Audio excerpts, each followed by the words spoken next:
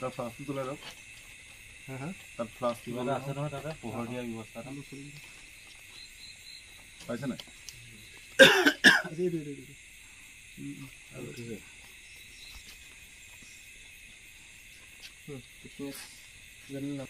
copy নহ'ব ন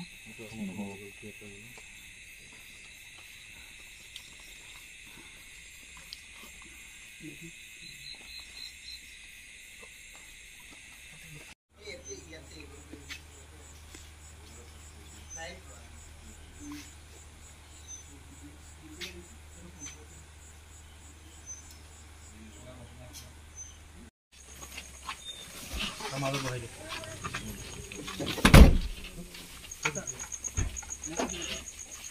কি গ'লগে নেকি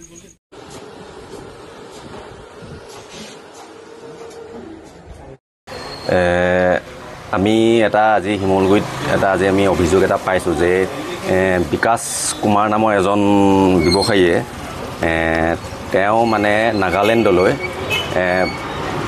অবৈধ মানে মদ সৰবৰাহ কৰে এখন গাড়ীত মানে তেওঁ ওপৰত মানে হয়তো গেলামাল বস্তু নিয়ে তলত মানে সম্পূৰ্ণ মদ ভৰাই লৈ যায় আৰু কিন্তু ৰিটাৰ্ণ যেতিয়া নাগালেণ্ডৰ পৰা আহে তেওঁলোকে সেই গাড়ীখনত সম্পূৰ্ণৰূপে তেওঁলোকে ড্ৰাগছ ভৰাই লৈ আহে